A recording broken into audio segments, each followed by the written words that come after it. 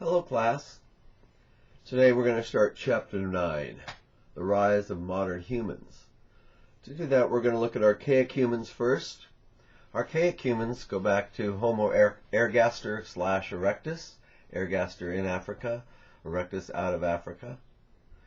Heidelbergensis, that originated in Africa, migrated out, we find in parts of the Middle East, West Asia, and Europe. We also see Neanderthal and eventually modern humans. At this point,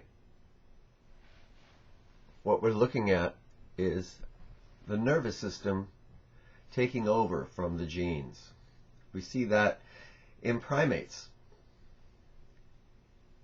We see the sociality, the empathy, the long-term connections, the bonds, the reconciliation necessary for social cohesion developing in primates. We are primates. Those are non-human primates. That separation is what we can do with our nervous system that previous primates could not. And we're going to see the development of this through the archaic Homo sapiens to the modern Homo sapiens.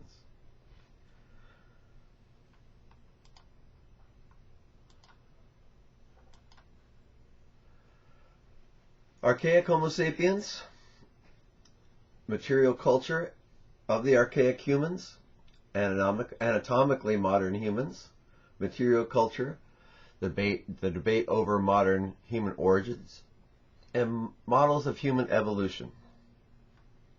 Let's get started. Homo heidelbergensis, Africa, Europe, and areas of Asia. The earliest fossils found of this species is 600,000 years old, and it goes up to 200,000 years old.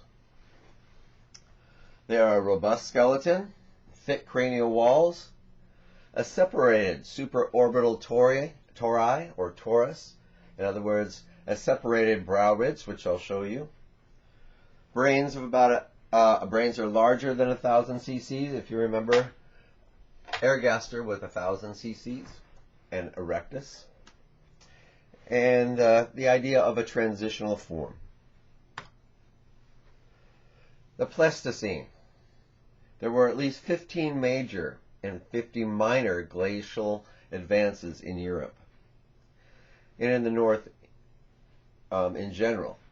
Hominids living in Europe and northern Asia were the most affected by climate oscillations because they lived in the Ice Age area. As sheets of ice expanded, the northern areas of Europe and Asia became uninhabitable. The reason we're not talking about the Americas at this time is because at this early on it's not believed that anybody was there yet.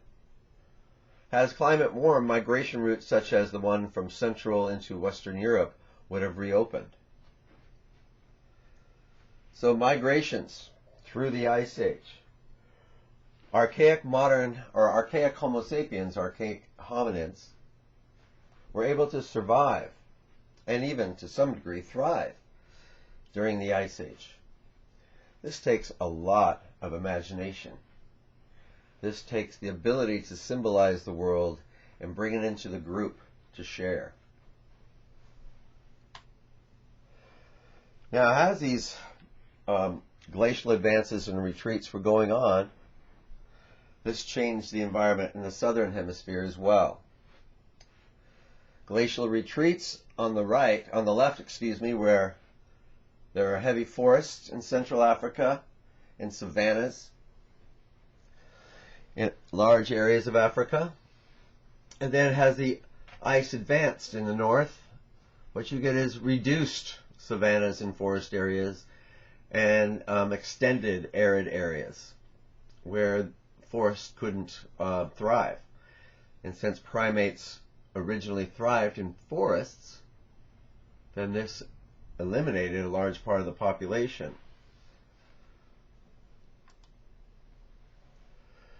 Things in the skull to watch for.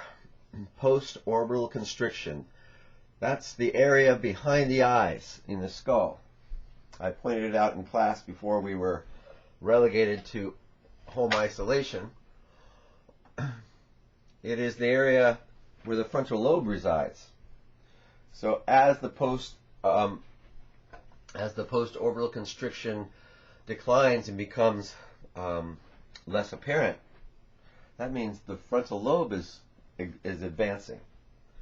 The frontal lobe is what gives us the ability to control our emotions, to stay on a moral course, to plan ahead, these kind of things. A larger and slightly higher cranial vault. Less prognathic face. If you remember, prognasticism is the jutting out of the jaw. So a more flattening of the face. Slightly thinner cranial bones. Reduced post-orbital constriction. In other words, the frontal lobe is expanding inside the brain. The reduced occipital torus, the bony part in the back of the occipital that we see very apparent in ergaster. With the archaic Homo sapien advances, it begins to become less apparent. What we do not see is a decreased size of the occipital, the back of the skull, relative to the nuchal plane, the area from the foramen magnum to the upper suture, which provides for muscle attachments. Nor do we see a larger supraorbital torus. Here we have Homo erectus on the left, Homo heidelbergensis in the middle, and modern Homo sapiens on the right. And you can see the areas of the skull developing. Erectus barely has a frontal lobe, but it is hidden behind the brow ridge, behind the supraorbital torus, because it is so pronounced. The same with heidelbergensis, but you do see a larger frontal area, as well as a larger parietal area, which expands even more with modern Homo sapiens. This area here, the post-orbital constriction, becomes non-apparent at all with modern Homo sapiens. This is not just changes in the skull. This represents changes in the wiring and the design of the brain, or the development of the brain.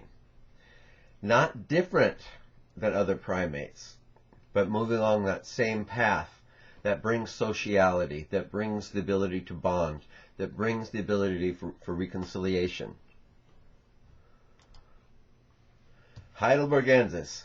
And here you see the post-orbital constriction over here, but the brow ridge, this part in the center where it comes down, is that split that separated supraorbital tori, or torus.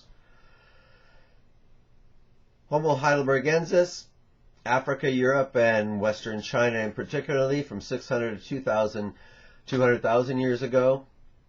Robust, thick cranial walls, separated supraorbital tori, less post-orbital constriction. Brains are larger than 1,000 cc's. I think the average is 1,200 cc's. It's called a transitional hominid, but that's assuming that we are the next level. We are the end product. This is just another hominid through evolution, evolving and adapting to the environment around. Discovered in 1976, possibly the earliest archaic found to date. This is Homo heidelbergensis. Bodo, Ethiopia is where it was found. The Middle Pleistocene, approximately, it's thought to be 600,000 years old. It's an incomplete skull and part of a brain case. And again, right in this area, you can see the split between the supraorbital tori on the left and the right. Here you can see the split in the supraorbital torus much clearer. Also here we have in Africa, Broken Hill and Kabwe, Zambia. between 130 and 300,000 years old, a nearly complete cranium, plus cranial fragments and some postcranial bones below the cranium. Atapuerca. This is in Spain.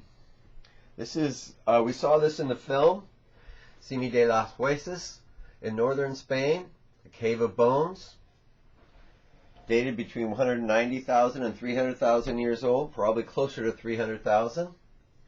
A minimum of 32 individuals, including a nearly complete crania, which is there on the left. If you remember, this was down in a cave at Atapuerca that they had to crawl down many pathways to get to the area where this was. It's thought that the dead were thrown into this pit for a very long time. This is the pit where the rose quartz hand axe was found that was thought to be a ritualistic hand axe in that film. This is a plethora of information about Homo heidelbergensis. In China, in Dali, 200 to 300,000 years old, a nearly complete skull. And that bash in the back of the cranium happened post-mortem, after death. Homo heidelbergensis, fossils assignments to the taxon Homo heidelbergensis were based on the fact that they seem to link Homo erectus with Homo sapiens, but are not easily replaced in either one category or the other. And they are quite noticeable by the separation of the supraorbital torus in the skull. Homo neanderthalensis, Neanderthal. Europe and the Middle East, 300,000 to 27,000 years ago. The range averaged 1,400 cc's, but it goes as high as 1750. The brain capacity is actually on average larger than modern Homo sapiens. They have mid-face prognasticism. Their face still juts out quite a bit, but not as much as previous hominids. The retromolar gap. In the mandible, a space at the anterior edge of the ascending ramus and the last molar. And they also have very large incisors.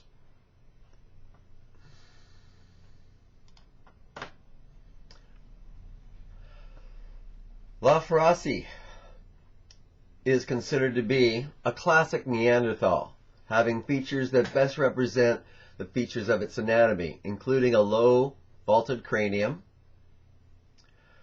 with projecting face, a lower forehead, pronounced double brow ridge, wide cheekbones, a weak chin, in other words, no real chin development yet, substantial nasal opening, worn front teeth, and a large brain capacity of at least 1,600 cc's. Homo neanderthalensis, Europe, Middle East, 300 to 27,000 years ago. The brain averages 1,400 cc's but surpasses 1,700 cc's. Again, mid-face prognasticism, a retromolar gap, and very large incisors.